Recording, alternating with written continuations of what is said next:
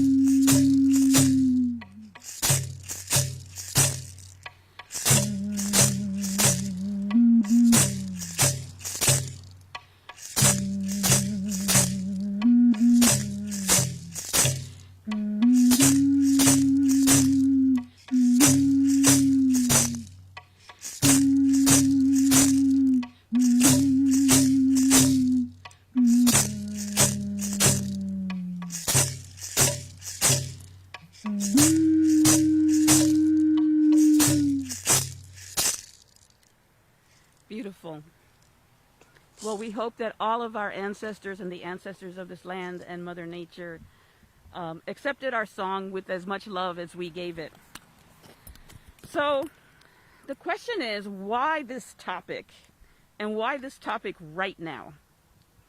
Well, it's a really important topic right now, because when you think about where we are in this planet, between climate change that's happening, between the coronavirus that we just can't get out of, this theme is very important and critical right now. And in fact, our indigenous elders are not surprised that we're here at this moment in this way, all of humanity. They have been warning us and predicting this for many, many generations. They knew that if humanity continued to desecrate Mother Earth and use her resources without regard or balance, that we would be in this place right now, experiencing new infections that there are no cures for. And I'm sorry to say it's just the beginning.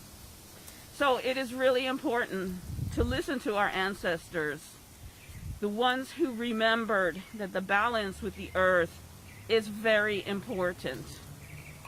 Well, how do you have balance with the earth? A lot of people right now are definitely on board with understanding that there's a problem. And they're trying their best to recycle and reduce their footprint on the earth and all of these things. But they're missing one important ingredient. And that ingredient is relationship. Relationship with the earth. Many people don't realize that that is an important ingredient. So let's kind of bring it to a place where everyone understands.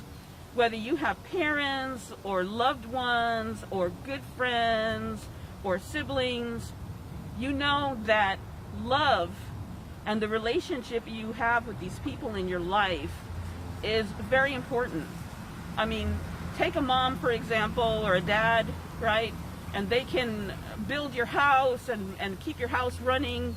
But if there's not love in the house, there's something important missing, and there's no relationship. But the good news is that relationship is personal. It's one-on-one. It's you and the earth. There's nobody who should tell you how this relationship should happen, because it's your personal relationship, just the way you have it with your mom, like no other sibling can, like your loved ones in your relationship. It's very personal. And so that's the good news. And today, the people around me are going to share their experiences with nature, why they feel it's important to have a relationship, and how they have this relationship every day. And it's not because we are the experts and we have all the inside secrets. It's just that we come to the realization that it's our heart uniting with Mother Earth's heart. And we're just going to give you some ideas of what works for us. And what we hope is that at the end of this program today, that you will have maybe an awakening and some ideas of how you can experience and explore a relationship with Ataabey, Mother Earth. So I guess since I have control of the mic, we'll start with me. For me, my relationship with the earth is every day. It's not like once a month when I get a chance to go camping, or every weekend when I can take some time off and walk through my favorite park. It is every single day. I wake up in the morning, and the first thing that I do is I go out to my little backyard that I have created into a forest, a little mini forest. And I throw myself on Mother Earth, and I throw myself under the trees. And if I'm having a good day, I'm there just sort of like putting your face on the bosom of your mother and thanking her for a beautiful new morning. Or if I'm having a terrible week, I literally put my face down on the earth and I just cry as if asking my mother for help. And when I feel better, I flip over on my back and I thank Mother Earth for the beautiful energy she's now filling my body with, and the sun that I'm in Texas, so most of the time the sun is beating down on me as well. And then when I feel like I have connected again with Mother Earth, with Ataabey, I go inside and I get my coffee. And I like fruit in the morning, so I get my little grapes. And I sit on my back porch that's nestled there under my little forest. And I also bring out some seeds for the birds. Why do I do that? It's called reciprocity. It's called gratefulness. I'm so thankful to Ataabey for the water in my coffee, for the coffee beans that made it good and strong the way I like it, for the plants that gave us the grapes so that I can enjoy with my morning coffee. And in that thankfulness, I offer seeds to the little birds and the squirrels that come to join me for breakfast. And I sing a little song because for me, a lot of my connection with the earth is through the elements of air, singing or playing instruments. And so I have a little special song that I call the birds to come. Breakfast is ready, you know, with my song.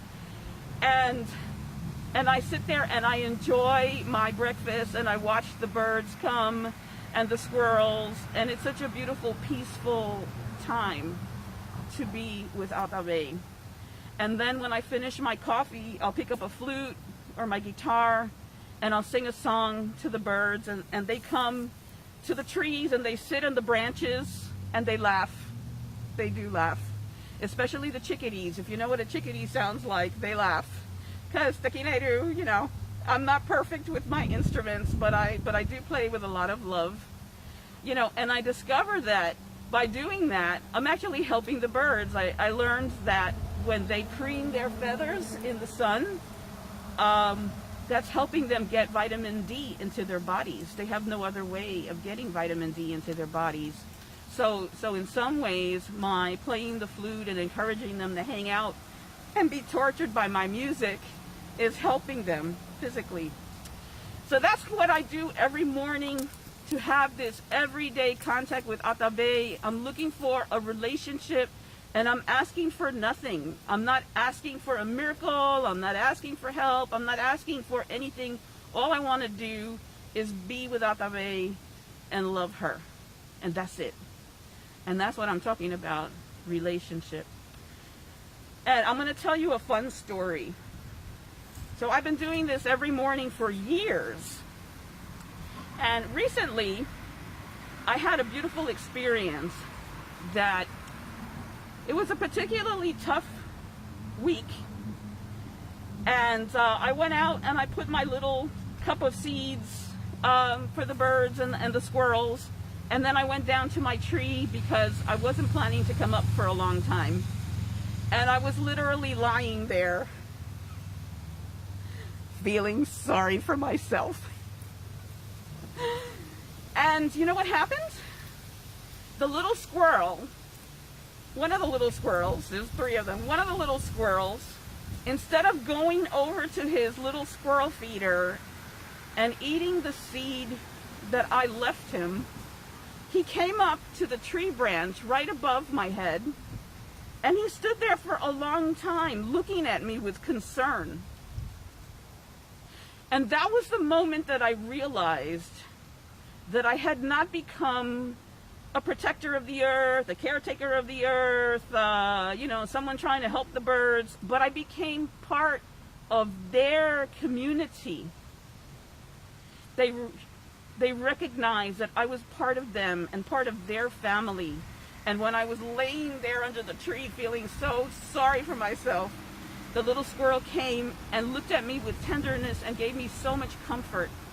And that was really the moment that I realized that the relationship and the love that you give to Ataabey is given back to you in return. Not just with things and fruits and vegetables that grow, but if you have a way to stop and pay attention, the wildlife around you will show you how much Ataabey loves you in return. So I hope that my sharing this little fun experience gives you something to think about. And I'm grateful that we're going to hear from other voices to share their experiences with you. So we're going to welcome Skye Howell, and we're going to do it with a song, because that's how I like to do things. And so this is a Taino song called Tairiken, which means welcome.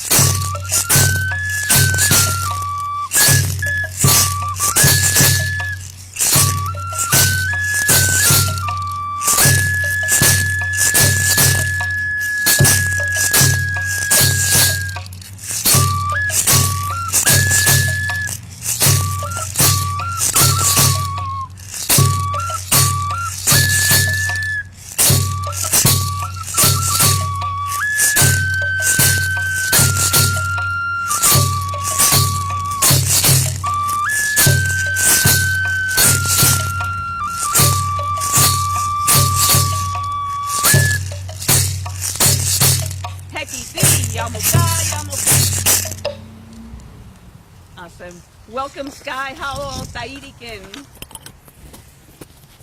Bonjour.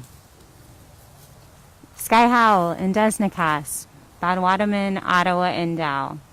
It is an honor to be here with you today, Tikina, and I just honor the community that you have built and that you continue to build throughout this time that we have together and when we are apart. And so it is so important and is so meaningful. So I just really appreciate you and I honor you for bringing us together and appreciate that. In Potawatomi, we say megwech for thank you. So megwech.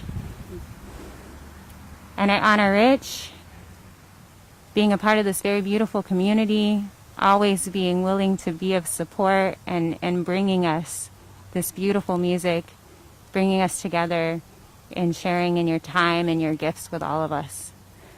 And Mia, I'm so appreciative to meet you and to get to know you and to be here today. And thank you for being here and being a part of this community and growing with this community. Tikina has shared so much. And Rick, we have just met and I just appreciate this connection and the time that we've had together. And I just am interested to learn more and to share in some experiences. And David, we can't see David, he's behind the scenes. You see him coming back and forth. He is so much a part of making this community whole and together and connected and digital. So we appreciate you for that. My name is Skye Howell, and I'm of the Potawatomi and the Ottawa tribal nations, and my pronouns are she, her, and hers. And something that came to mind when we were talking about this beautiful coming together and sharing about nature and our relationships with nature is just this idea of this relationship that builds and this continuum that we have in building that relationship and that responsibility, like you said, on us to build that relationship. For me, my father was removed from our native community when he was only 5 years old. And so we've had to reclaim and reconnect our relationship. And it's been a really difficult process. It's been very hard because our family is from Dowagiac, Michigan. That's where our reservation is. And so some of what I want to share today is really related to how do we reclaim what has been stolen from us? And how do we reconnect? And how do we have practices that sustain us? How do we have practices that can help us to move through this time when it is so difficult, when we feel so isolated, when we feel so disconnected? What can we do? And how do we get there? So one practice that I just want to share in right now today is something that I do on a daily basis and something that I've learned from the Potawatomi medicine wheel is lighting my altar. And we've created an altar here today with some different things that we have shared.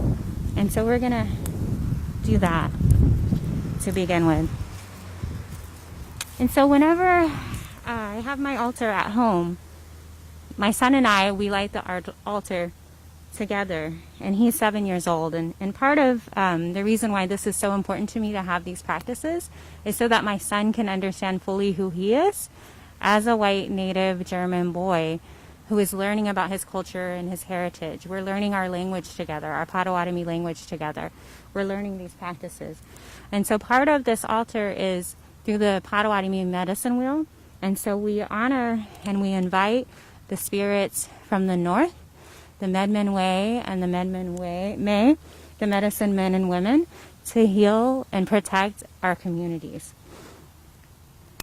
We invite our ancestors, our Medmen Way, our Medmen May. We also honor and we invite the spirits of the East, the children, for whom give us the messages that we need to receive and that we need to learn from. So we honor and we invite the children and the spirits of the East to join us. We honor and invite the spirits of the South, the adults, so that we can grow and we can learn together.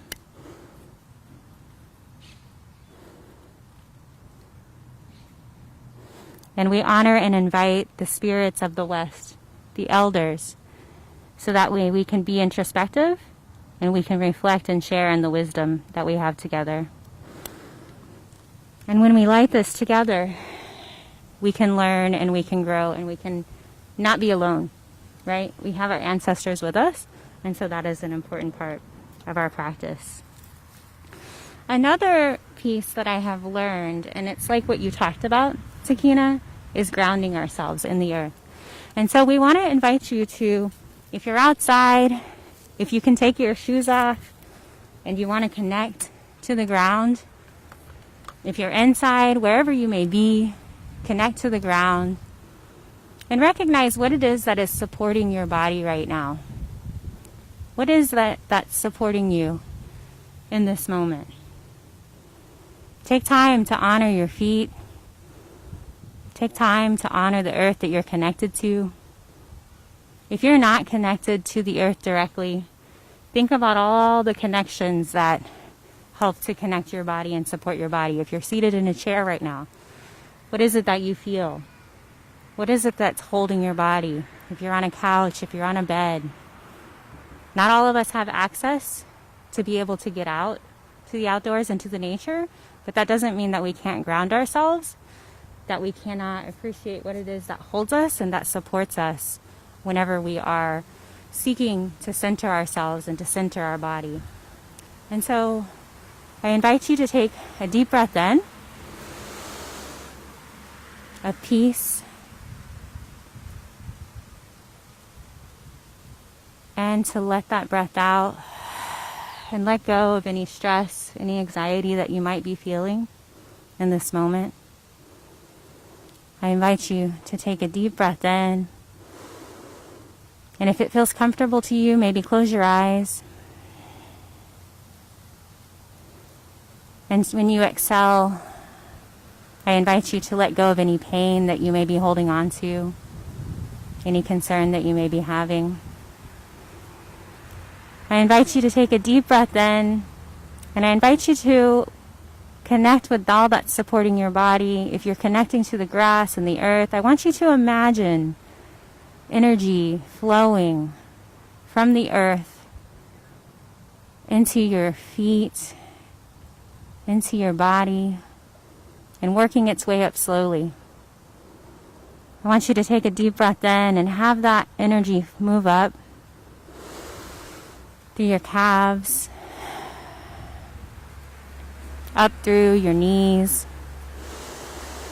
Just feel that energy begin to fill your body, and with it, with that energy, bring a sense of peace. Take a deep breath in and allow that energy to continue to travel into your hips, to travel into your back, to travel throughout your stomach. Just continue to let that energy and that peace just wash all over you and come on up.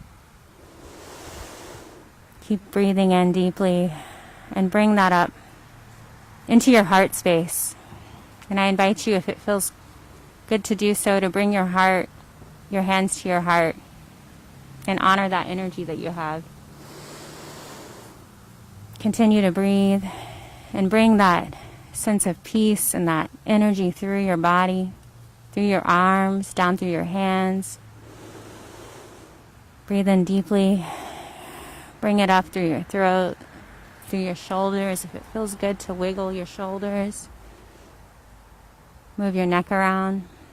And just bring that sense of peace and that energy all the way up through your head space, through your mouth. Relax your tongue.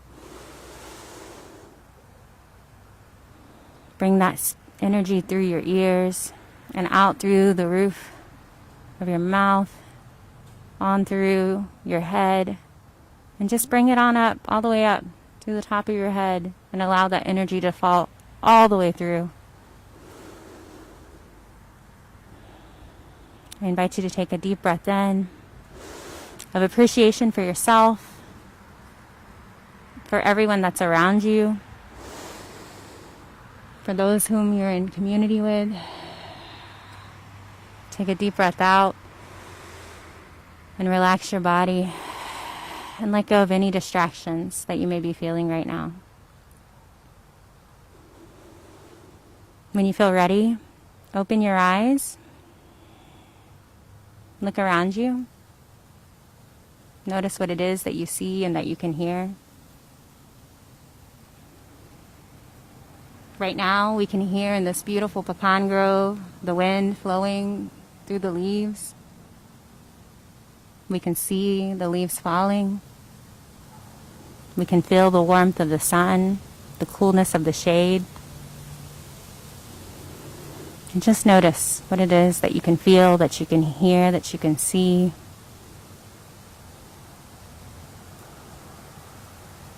This is a way to connect, and this is a practice that I have. This is a practice that Takina has of connecting and grounding ourselves in nature. And this is a part of a way of developing a relationship that you can access. And if you don't have access to the outdoors or to nature, there's still a way to access this experience from wherever you may be. And so finding ways to create these connections and to honor these connections, even if you live on the ninth story of a building, thinking everything is connected to this earth, and what does it take for us to get to those connections. And those are some practices that help me when I'm going through a difficult time, when I'm really stressed out, when I'm on a nonstop Zoomathon. I know so many of us are in this place of being plugged in constantly and having to interact and engage in this virtual way. So this can be a quick break that you take sometime throughout your day to just restore your soul and nourish your spirit and nourish your body, and to reconnect as well. And I wanted to share as well something that I have shared with my friends here today, and that is the healing of the cedar leaves. And so many of us experience cedar, and I know, Rich, you've talked about cedar causing you to sneeze sometimes, right? My husband has got some allergies as well. Cedar has a lot of healing properties. And this summer, my father got coronavirus. And one way that I have reconnected with my Native community has been actually through the Social Distance Powwow, which is a Facebook group that you may be aware of. And when I shared that my father had gotten COVID, one of the elders in the group had shared about the healing properties of cedar tea. And so I have a cedar tree, and it's just a tree that's just holding on. It got struck by lightning many years ago, and it split. And it still is producing these cedar leaves, right? So this is a very resilient tree that is still alive. And so I get the cedar leaves, and you just boil them, and it creates this beautiful tea. And in this process of brewing the cedar, you just smell it, and it smells so beautiful. The smell is beautiful. And I made some cedar tea for my friends and I to share today and to enjoy. But it will open up your chest. It's got healing properties, and it is something that many people use to heal. And so relearning and understanding all the medicines that we have and how they can impact us and how we can use them is something that I'm on a journey of learning and experiencing right now. And so my father has recovered from coronavirus, and I sent him packets of cedar leaves so that he could make his own tea. And I know that this was a big part of helping him to restore his health. And we reconnect with this earth, we reconnect with nature, when we reconnect with our elders and the wisdom that for many of us has been stolen or has been lost. When we allow ourselves the permission to relearn and to understand, then we can deepen that connection, and we can nourish and heal our spirits, and we can feel our ancestors within us in a new and different way when we can pay attention to these things. And so I invite you to, if you are just learning or you don't know, to find spaces in community and to connect and to be able to share and to learn and share what you know and pass that on so that we can continue to learn and grow together. So Megwach again for creating this space and for this opportunity to share and for the opportunity for us to learn. Thank you. Let's take our maracas and thank her for being here. Okay, so now we're going to hear from Rick, and he's a member of our cultural center, and I'm so excited that he's come to share today. Hi, my name's Rick Akery, and I grew up in Oklahoma, but I've been in Austin for 30 years now, and I've been a member of this group for a few. What really draw me to this group is their love for Earth and their connection to Earth. When I was young, my family lived near a forest, and I have very many fond memories of playing in the forest. And one of them that really comes to mind is once a friend and I was probably about 6 years old, and we took bowls out into the forest and we collected blackberries, and then we climbed up a tree and we pretended like we were in a drive-in theater and we were eating popcorn with our blackberries, and I'm sure that those blackberries made quite a mess. So, but that's just really a wonderful experience, and even to this day, I feel very connected to trees, and I feel most alive when I'm near or amongst the trees. And so what I do on a daily basis is when I get up in the morning, I'll go into my backyard, and I won't take my phone with me. I don't take my dogs with me. And with my bare feet, I'll put my feet in the grass, and I'll wiggle my toes and get beneath the grass to the dirt to be connected with the earth. And I'll clear my mind and be in the moment. I think it's really important to be present in the moment and not think about what happened yesterday, not think about the things I need to do the rest of the day or tomorrow, but just be in the moment and be connected to the earth. And I'll see the leaves of the trees, and I'll pay really close attention to individual leaves and hear the rustling of the leaves, and I'll hear the birds talking to each other, and I'll take a deep breath and fill my lungs with the morning air, and then, with my mind quiet and enjoying the moment when things are right, I'll introduce myself to the trees, and I'll show them respect, and sometimes I'll even ask them questions. This is using my mind, the part of my mind that can see without my eyes, that can hear without my ears, that has very deep feelings. So then I'll just listen. Really listen. I think it's really important not to be in a hurry, not to have a schedule, not to have an agenda, but simply listen. It's amazing the things you can learn and the friends that you can make when you show respect and you listen. Thank you. That's so beautiful. Sharon. Did anybody notice like half a dozen birds started chirping when you started sharing? So thank you for that.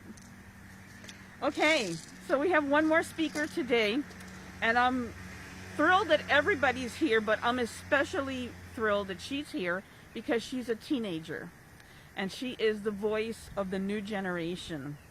And it makes me so extra grateful to know that with more teenagers like Mia, the world is going to be in good hands. So, Mia, take the microphone and just speak from your heart, whatever you want to say. Okay, well, hi, my name is Nia, or Atani, I like to go for. I think, like Ana Maria said, I am a teenager. And I think for us, it's like when we see other people talking, it's mainly adults. And I feel like that's one thing that I, as a teenager, feel like I get held back because I'm much younger, so I feel like I can't do anything because I get considered as a child. So I feel like me being able to speak and just be here and feel like everybody sees me like not just a child but also like one of them is very important to me. I don't feel like I have to act a certain way because of my age. So that's very amazing, and I like being part of this because I get to learn a lot about like the past, because I know with school it's like they talk about mainly other things that I'm like, well, what happened to the Tainos or like the Indians? Because it's just mainly about other stuff, and like I'm definitely like the bad kid that's like always correcting the teachers about specific things or adding on to them. And I think they really appreciate the fact that like I know much about like other things and get to add on. I'm sorry, I don't know what else to say. So tell us about nature. How do you feel about nature? Well, as a child, I know, for example, when I met Ana Maria or Tequina, it was when I had a surgery in my throat, and the first gift she gave me was a plant. I sadly do not remember the name of the plant. Aloe. I gave you An an aloe. Mm-hmm. Okay. An aloe. And I remember, I was too young to remember this, but my mom had said that in the aloe, a flower had started growing in the middle of it. And that's like, for me, that's when I realized, well, Mother Nature's connecting to me and helping me. That's like the biggest part that opened me to realize that like Mother Nature is something and that I should protect it as a child and someone that's also going to be part of the future. So that was one of like the best experience for me. So did your mom put the aloe next to you, or did she make a tea, or what did she do? Well, we didn't cut it because we felt wrong for like cutting it. Mm-hmm. She always kept it in my room and would always explain to me what it is. And I remember technology started being a big part of the stuff. So the first thing when she explained to me where it came from and what it did, I remember taking a picture of it and being like the happiest person because I'm like, I get to keep this memory. And I think like now with Corona and always being online, I'm like always stuck in my room, so I never get to go outside. The one thing that I definitely do, like everybody else said, I take off my shoes. Like I'm never in shoes at home, and I go outside and I just run around because with the wind and the grass, it makes me feel like I'm free. And like I live in a very crowded area, so I just hear like a bunch of noises, but I try to not let them get in the way of me, just letting the wind fly through my hair and just feeling the grass. So it's definitely a great way for me to connect with Mother Nature. Mm-hmm. And I think I also help other people by explaining to some of my friends about like why I do these things, because they were all confused when I got my name. They're like, I also go with Ataabey. They were like, well, what is it? And then I had to explain to them. They're like, wow, that's really beautiful. So I guess in a way I'm also like spreading out the culture and explaining other people what it means. So let me ask you a question. If you could wave a magic wand and every teenager on the planet could hear you right now, what would you want to tell them about nature and your future? I think don't let your age get in the way of the fact that you can also change the world. Because I know, like, there's a bunch of adults, like, they're the ones always saying things. So I think as a child, it's very important to realize that, hey, you can also change the world just by going outside and the most thing, like, throw water at the grass and, like, just feeding it or, like, leaving food for the animals is definitely a better way. Like, little things can make a big difference. I know with us, when a plant is dying for us, we go outside and we put it in the grass so it can die with Mother Nature and it helps the rest of the other plants. So I think little things definitely matter. That's beautiful. Thank you, Mia. Is there anything else that you want to say before I take the mic away from you? Well, thank you for being here and thank you for making me feel like I'm very part of this. And thank you for inviting me. I definitely like being part of this. It's definitely a great way to get away from technology, the stress. Mm-hmm. So thank you. That's beautiful. You can just put it right here. Okay. So, wow. So many beautiful perspectives, so many valid perspectives. Remember, having a relationship with nature is relationship. And it's your personal relationship. And it comes directly from your heart and connected out to Ataabey. to Mother Nature. And I'd also like to thank Rich and David, who's at the moment behind the camera. That's my husband, David, and he's been helping us with this new experimental live stream technology.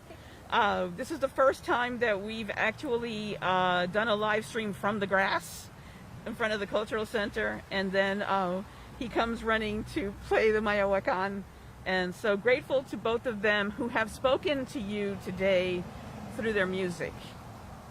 So we're very grateful for that. I'm also very thankful to the Texas Commission on the Arts and the City of Austin's Cultural Arts Division through the Economics Development Department that supported this program and our programs here at the Puerto Rican Cultural Center. And then I have some news. We're going to have a follow-on event at some point because our other guest, Timothy Whitmore Wolf, he's the archdruid, one of the archdruids of the ancient Druids of America. He lives about an hour and a half away in another part of Texas, and he has a farm, and he had an emergency on his farm, and he couldn't be here with us today, so that means that we're just going to have another event. So Timothy, if you're watching, we miss you, and we look forward to the next one with you. So with that, I guess, I wonder if there are any questions out on Facebook. We should take a quick look. Let me see if there's any questions. Let's see. All right. Going out to... Okay, anybody want to race me here? Okay. It's glad to see that it's actually running.